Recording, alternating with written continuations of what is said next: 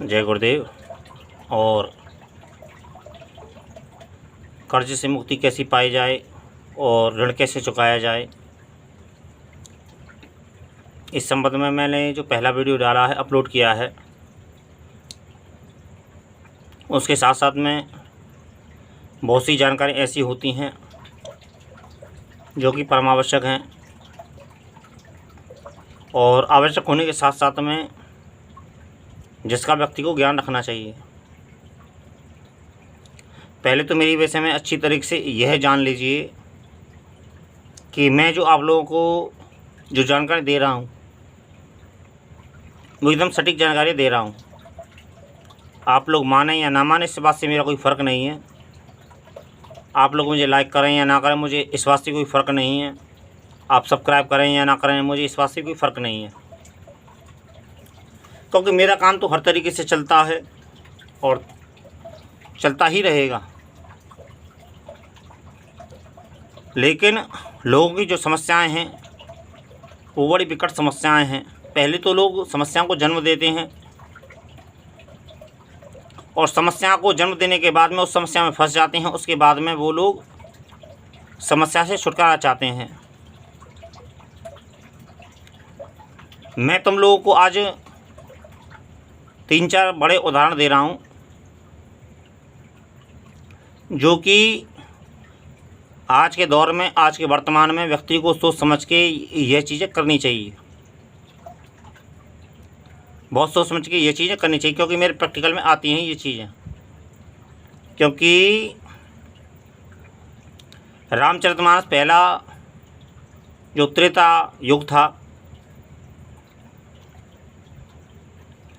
उसमें जब कैकेयी ने राजा दशरथ की मदद की थी, तो मदद करना एक परिवारी सदस्य का कर्तव्य होता है। क्योंकि राजा दशरथ के साथ में कैकेयी साथ में गई थी, तो वहाँ राजा दशरथ मूर्छित हो गए थे, तो वहाँ से युद्ध भूमि से उनको बचा के लाई मूर्छित अवस्था में। तो वहाँ जब राजा होश में आया, राजा दशरथ, तो उनको जब राजा दशरथ को होश में आए तो उन्होंने कैकेयी से कहा कि तुम मुझे युद्ध भूमि से बचा के लाई, तो मैं आज तुम्हें 2 वर देता हूँ और तुम वर मांगना चाहो तो वो वर मांग लो। तो कैकेयी ने ये बात मना कर दी। मेरी बात को ठीक तरीके से समझना, वीडियो को पूरा अपलोड देखना, मैं क्या कहना चाहता हूँ, क्योंकि मेरी इस बातों में मेरा पूरा वीडियो समाप्त नहीं हो जाएगा। मैं आप लोगों को कभी भी फोकटिया जानकारी नहीं देता हूँ, व्यर्थ की जानकारियाँ नहीं देता हूँ। मैं प्रैक्टिकली जानकारी दे रहा हूँ आप लोगों को। आप लोग चाहें या ना चाहें, मुझे इस बात से कोई फ़र्क नहीं पड़ता है। मेरा काम है केवल सही जानकारी और सही नॉलेज आप लोगों को देना। यूट्यूब पर आप लोगों को इतनी भ्रामक जानकारी दी जाती हैं कि 21 दिन में ये साधना कर लो और 11 दिन में ये साधना कर लो और 7 दिन में यह साधना कर लो, 3 दिन में यह साधना कर लो और 1 दिन में यह साधना कर लो। इससे ये हो जाएगा, उससे वो हो जाएगा और उस तीसरी साधना से वो हो जाएगा। कुल मिलाकर ये है कि सभी साधनाओं से कल्याण हो जाएगा, लेकिन होता नहीं है। मैं एक प्रैक्टिकली मैन हूँ और प्रैक्टिकली मैन होने के साथ साथ में मैंने बुरा वक्त बीता है, मैंने बुरा वक्त बिताया है, मैंने बुरा वक्त देखा है। जो अहंकार नारद मुनि को हुआ था ब्रह्म विद्या के पाने के साथ साथ में, जो चीज़ जो अहंकार श्री हरि विष्णु को प्राप्त हुआ था, जब हम ब्रह्म विद्या को प्राप्त करते हैं, जब हम भक्ति करते हैं, तो बीच में अहंकार आता है, मैं का अहंकार आता है। तो अहम ब्रह्मास्मि का एक शब्द आता है बीच में। जब हम साधना करते हैं तो उसमें एक अहम ब्रह्मास्मि, मतलब मैं ही ब्रह्म हूँ और बाकी सब बेकार है और बाकी सब छोटे हैं, ऐसा भाव मन में उत्पन्न होता है जो ब्रह्म उपासना करते हैं। तो जो अहंकार का भाव कि मैंने काम को जीत लिया, मतलब ये कि ये सबसे बड़ा भाव होता है। ब्रह्म उपासना में, ब्रह्म विद्या में ये सबसे बड़ा भाव होता है।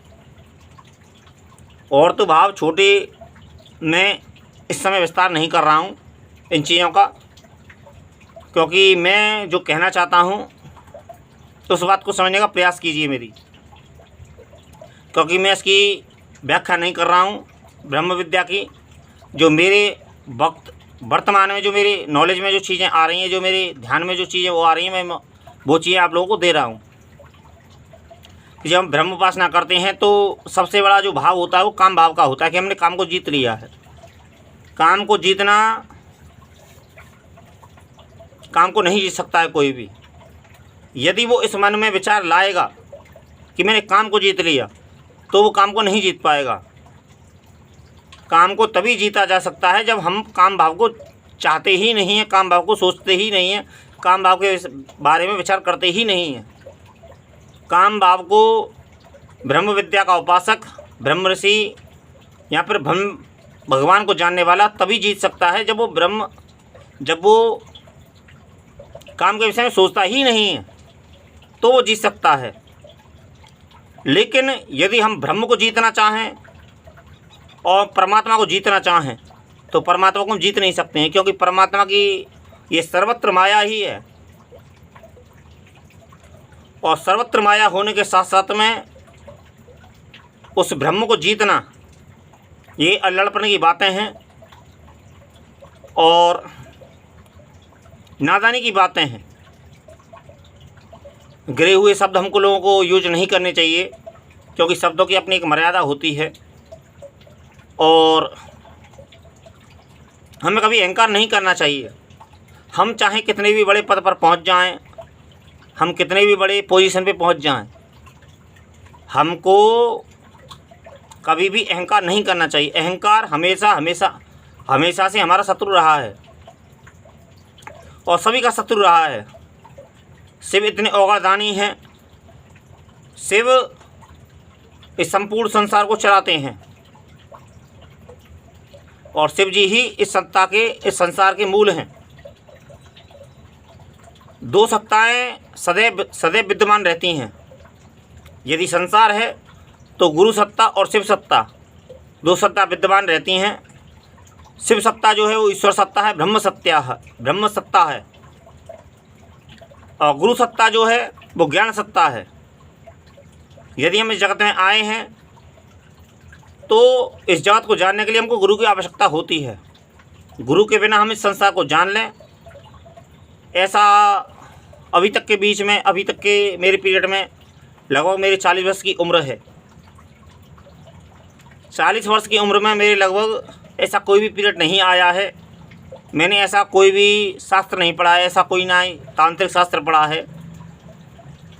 मैंने तांत्रिक साधनाएं भी की हैं अपने जीवन में, और भक्ति उपासना तो मेरी चलती ही रही है और चलती ही रहेगी, और ये मेरी चल ही रही है। और मैं इसी में, यही मेरी वर्तमान में चल रही है और इसी को मुझे अब पार करना है। इसी श्रृंखला को, इसी भक्ति साधना को मुझे पार करना है। तो हम इस संसार को जानने के लिए हमको सर्वप्रथम गुरु की आवश्यकता होती है, सद्गुरु की आवश्यकता होती है।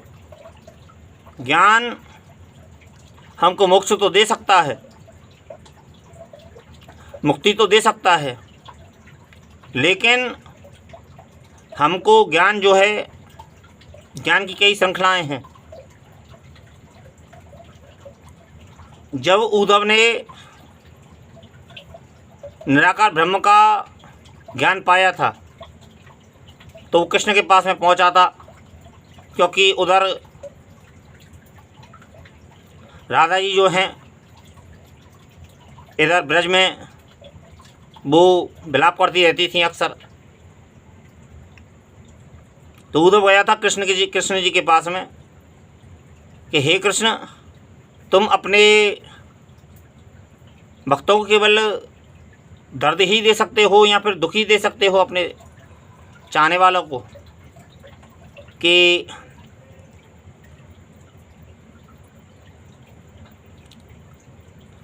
और तुम केवल अपने चाहने वालों को दर्द देने के साथ साथ में पीड़ा ही दे सकते हो, विरह ही दे सकते हो। तो कृष्ण ने कहा था कि ब्रह और जुदाई और प्रेम, भक्ति के खजाने में जो ये शब्द हैं, ये बड़े दुर्लभ शब्द हैं। ये जब हम दूरी, एक दूसरे से दूरी बनाते हैं तो हमारे अंदर प्रेम बढ़ता है। और ब्रह जब होता है, जब एक दूसरे प्रेमी प्रेमिका का, या फिर गुरु शिष्य का, या फिर भगवान भक्त का ब्रह होता है, तो एक प्रेम उत्पन्न होता है। करीब आने से वो प्रेम घटता है, पास में आने से ऐसा ज्ञानीजनों का मत है कि प्रेम जो होता है वो पास आने से घटता है। जो सच्चा प्रेम होता है वो निष्कपट होता है, निश्चल होता है और स्वतंत्र होता है। और स्वतंत्रता के साथ साथ में उसकी एक अपनी एक लिमिट होती है, लेकिन असीम होता है। तो जब उद्धव ने यह कही थी तो कृष्ण ने भेजा था कि ठीक है, अब तुम एक काम करो, संदेश लेके जाओ राधा जी के पास में और सखियों के, वो गोपियों के पास में संदेश लेके जाओ। तो उद्धव संदेश लेके पहुंचा था कि सखियों के, वो गोपियों के पास में और राधा जी के पास में, कि तुम कृष्ण, कौन से कृष्ण की तुम उपासना करती हो, कौन से कृष्ण को भजती हो, उससे तो तुम्हारा कोई ख्याल ही नहीं है और उसे तुम्हारा कोई आभास ही नहीं है, और तुम बेकार के विषय में, बेकार के अपना समय व्यर्थ करती हो, और तुम ज्ञान का धारण करो और ज्ञान का अभी धारण करने के साथ साथ में उसको स्वीकार करो और मैं तुम्हें ज्ञान देता हूँ। तो राधा जी और सखियाँ बोली कि उद्धव, अभी तुम्हारा ज्ञान आधा अधूरा है और जिस तुम कृष्ण की बात कर रहे हो वो हमारे पास में बैठा है। ये भक्ति की वो सीमा है जिसे हम दूर समझते हैं, वो 24 घंटे हमारे पास में बैठा रहता है। तो जब उद्धव ने ये बातें कही थी राधा जी से और सखियों से, गोपियों से, तो सखियों ने और उसको बहुत उसके मजाक उड़ाया था और उसका बहुत उसकी हंसी उड़ाई थी। उसे अपनी ब्रज भाषा में जो कहते हैं वो शास्त्रों में, हमारे पुराणों में वर्णित है, और वर्णित होने के साथ साथ में उनसे जो प्राप्त होता है, जो देखने में जो आता है। तो राधा जी और सखियाँ यही बोली थी कि अभी उद्धव, तुम्हारा ज्ञान आधा अधूरा है और कृष्ण हमारा, जो जिसको तुम दूर बताते हो और जिसको तुम निर्मोही कहते हो, वो निर्मोही नहीं है, वो हमारे पास में है। तो उससे पूछा था राधा जी ने और सखियों ने, वो गोपियों ने, कि तुम जिस ब्रह्म की उपासना करते हो वो कुछ मतलब का है कि नहीं। तो वो निराकार ब्रह्म की उपासना करते थे, क्योंकि वो ज्ञान का अवलंब लेते थे, वो ज्ञानी थे, तो वो योग धारण करते थे। और योग में निराकार ब्रह्म की ही उपासना, और भी ऐसी बहुत सी चीज़ें हैं जो मैं अभी बारीकी से इसका अनुभव नहीं कर पाया हूँ, तो मैं उसकी व्याख्या भी नहीं कर सकता हूँ। तो इतना मुझे ज्ञान है, इतनी मुझे जानकारी है कि उद्धव जो था वो निराकार जो ब्रह्म है तो उसकी उपासना करते थे। तो उनसे कहा था कि जो निराकार है और निराकार ब्रह्म ना तो कुछ करता है, और जब कुछ करता ही नहीं है तो उसका क्या अर्थ है। क्योंकि ज़्यादातर जो सनातनी लोग हैं, और सनातनी लोग होने के साथ साथ में हम जो भगवान को पूजते हैं, परमात्मा को पूजते हैं, हम सनातनी लोग, हिंदू लोग, तो हम साकार ब्रह्म को पूजते हैं। चाहे हम हरि को पूजें, चाहे हम शिव को पूजें, चाहे माता दुर्गा को पूजें, चाहे माता काली को पूजें, या फिर हम गुरु को पूजें, लेकिन हम साकार मूर्ति को ही पूजते हैं। हम उसी को सब कुछ मानते हैं, साकार ब्रह्म को ही सब कुछ मानते हैं। तो कहने का अभिप्राय ये है कि साकार ब्रह्म ही हमारी उपासना का केंद्र है और साकार ब्रह्म ही सब कुछ करता है, निराकार ब्रह्म कुछ नहीं करता है। वो केवल निराकार ब्रह्म जो है वो संकल्प करता है, संकल्प कर सकता है और वो स्वरूप धारण कर लेता है, लेकिन उसके बाद में जो भी कुछ करता है वो साकार ब्रह्म ही करता है। लेकिन योग का ये मत है, ज्ञानियों का ये मत है ऐसा, क्योंकि हमारे शास्त्रों में, हमारे पुराणों में बहुत सी चीज़ें बतलाई गई हैं, कई मार्ग बतलाए गए हैं भगवत प्राप्ति के, लेकिन सर्वप्रथम जो मार्ग है वो भक्ति मार्ग है और भक्ति मार्ग ही श्रेष्ठ है और सबसे उत्तम है, सर्वश्रेष्ठ है। भक्ति मार्ग जितना सरल है, सरल होने के साथ साथ में सभी मनोकामना को पूर्ण करने वाला है, सभी जिज्ञासा को शांत करने वाला है और सभी समस्या को समाप्त करने वाला है।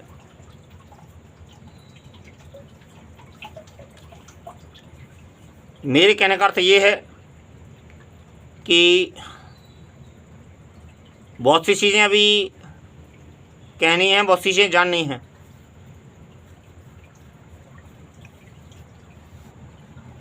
समय की अपनी मर्यादा होती है और ऊपर वाले की अपनी एक मर्यादा होती है। ऊपर वाला, हम बहुत कुछ सोचते हैं अपने जीवन में, हम दिन भर में 24 घंटे में हम अपने 24 घंटे में बहुत कुछ सोचते हैं और 24 घंटे सोचने के साथ साथ में, बहुत कुछ सोचने के साथ साथ में ऐसा सोचते हैं कि सुबह ये करेंगे, शाम को ये करेंगे, दोपहर में ये करेंगे और उसके बाद में ये हो जाएगा, उसके बाद में वो हो जाएगा। लेकिन वास्तविकता ये नहीं है, क्योंकि हमारे कर्म की अपनी गति है और ऋतु की अपनी गति है। आज वर्तमान में तुम देख रहे हो कि गर्मी का प्रचंड वेग इस समय चल रहा है। खास करके मैं उत्तर प्रदेश में रहता हूँ, तो उत्तर प्रदेश का तो मुझे ज्ञान है और राज्यों में भी क्या चल रहा है, क्योंकि गर्मी ही है, क्योंकि गर्मी ही ऋतु चल रही है। और भारतवर्ष के हिसाब से मैं भैया जीता हूँ और भारतवर्ष में ही जीता हूँ और मुझे इसी में जीना है। तो कहने का मेरा अर्थ ये है कि प्रचंड गर्मी का वेग चल रहा है। मैं सोचता हूँ कि दिन में वीडियो अपलोड करूँ और कुछ कहूँ, मैं एक्स्ट्रा कहना चाहता हूँ। सुबह 11 बजे वीडियो अपलोड करूँ, लेकिन दिन भर के जब सुबह करता हूँ तो काम में ऐसा व्यस्त हो जाता हूँ कि उस काम को छोड़ नहीं पाता हूँ और आप लोगों से सम्मुख हो नहीं पाता हूँ और आप लोगों से बातचीत नहीं कर पाता हूँ। शाम को सोचता हूँ शाम को वीडियो अपलोड करूँ, शाम को वीडियो डाउनलोड करूँ, उसको मैं आप लोगों के सामने अपलोड करूँ, वो भी नहीं हो पाता है। रात्रि को ही समय मिलता है, अब रात्रि को समय मिला तो मैंने वीडियो अपलोड किया है और आप लोगों के सामने इसे डाउनलोड करने के साथ साथ मैं इसे अपलोड करूँगा। ना तो मुझे लाइक की इच्छा है, ना मुझे सब्सक्राइब की इच्छा है। आपकी इच्छा करे तो कर देना, ना करो तो ना करो, कोई फ़र्क नहीं पड़ता है। क्योंकि मेरे बहुत सी जानकारी देना चाहता हूँ, लेकिन वर्तमान में जो मेरे दिमाग में प्रसंग आ जाता है और जो मुझे जानकारी प्राप्त है मैं आप लोगों को दे रहा हूँ। और देने के साथ साथ में मैं हर तरीके से, पूर्ण तरीके से आप लोगों को वो सब कुछ देना चाहता हूँ जो आप लोगों के भले के लिए है। लेकिन उसके साथ साथ में ज्ञान की जो कोटि है वो बहुत बड़ी है, ज्ञान की जो पोटली है वो बहुत बड़ी है। और उसकी एक मैं परिभाषा और करूं कि ज्ञान जो है वो पानी से ही पतला है, बहुत बारीक है, बारीक लकीर है ज्ञान की। लेकिन व्यक्ति जानता नहीं, समझता नहीं है, लेकिन उसके लिए कोई बात नहीं। आज के लिए इतना ही। जय गुरुदेव।